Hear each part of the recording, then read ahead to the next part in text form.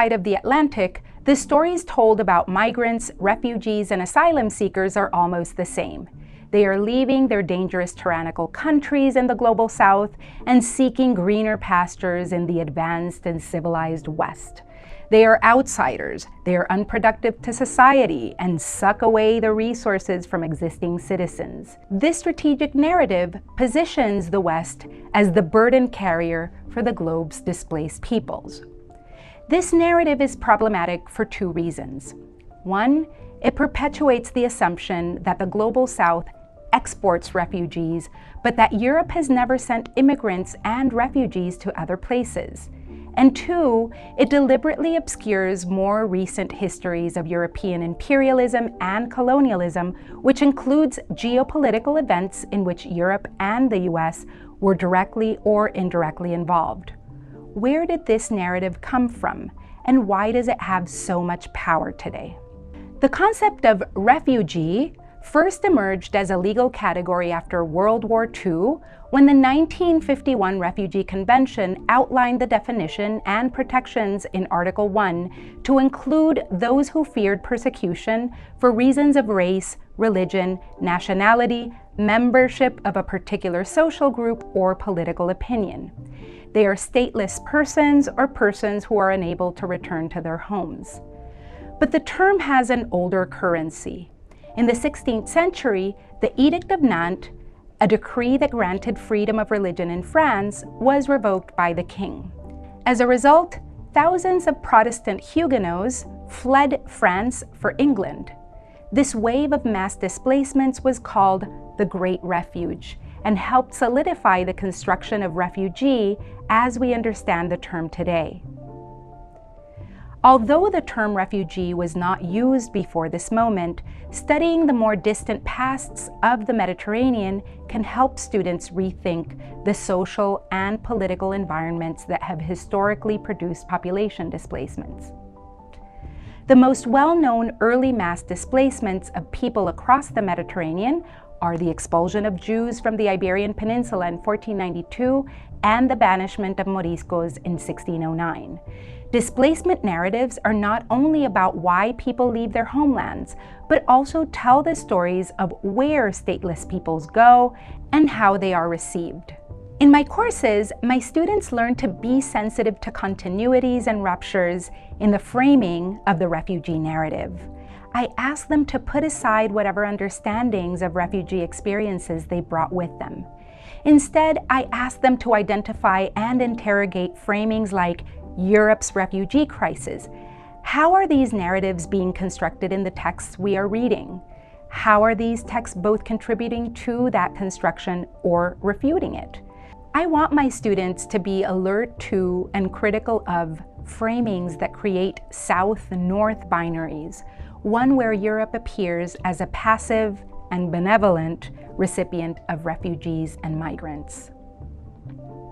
It is important to understand that these histories, much like our present moment, are far more complicated than the narratives we are given by the media, by politicians, and often in our education systems.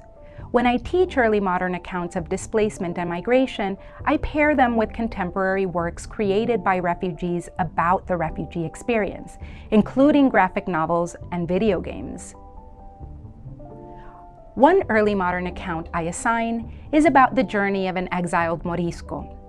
Ahmed al-Hajari was sent as an emissary of the Moroccan Sultan around Europe, where he visited Paris and the Low Countries. By reflecting on his own life by way of introduction, he described his hijra, or emigration from the Iberian Peninsula, in the following way. One of the blessings that exalted God bestowed upon me was that he made me a Muslim in the land of infidels. God had created in my heart a longing to leave the lands of Al-Andalus in order to emigrate to the exalted God and his messenger and to enter the land of Muslims. God realized this purpose and fulfilled this wish and brought me to the city of Marrakesh in Morocco. For al-Hajari, the expulsion had been an act of God, and it was understood as a liberation from captivity. Other accounts of Moriscos in exile mirror this providentialist belief. The only way for these Moriscos to make sense of the catastrophe that had befallen their community was to see the expulsion as a merciful act of God. These readings often surprise my students and offer them new ways to see around the contemporary refugee narrative of desperation and then salvation by Western civilization.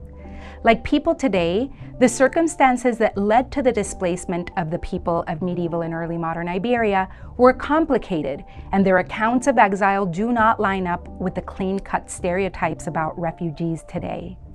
To emphasize the contrast, I assign a variety of contemporary sources. One is the RPG video game Path Out, created by Jack Goodman, formerly known as Abdullah Karam.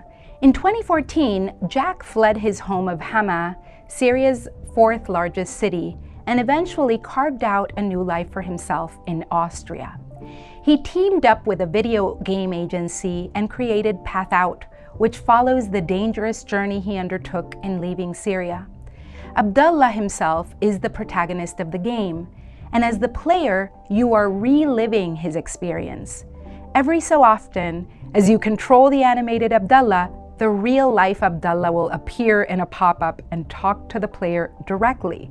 If the player bumps into an explosive or makes any other mistake, Abdullah will intervene.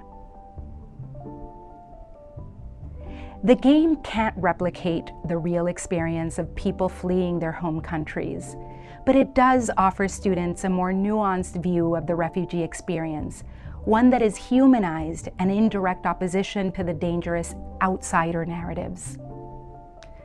False narrative framings in our culture have consequences.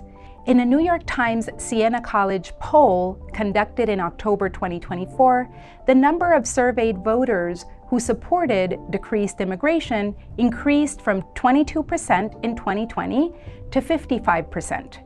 This included a large number of historically Democratic voters. The narratives about immigrants and refugees that became a major part of this election cycle frame asylum seekers as dangerous and as a burden the West must bear economically. They disregard the experiences and true accounts of refugees in favor of spinning a tale of economic advancement for the people of the Global South at the expense of the hard-working Americans and Europeans. I want my students to understand how these false narratives and divisive framings have power, and I want to offer them opportunities to see outside of that narrow scope. By bringing sources from both the pre-modern past and our contemporary moment into the classroom, I invite my students to challenge present framings of refugees, migration, displacement, and its current implications for Europe and the United States. We must understand these deeper historical perspectives to identify how their reverberations in the present reveal new systems of domination, racism, and exclusion.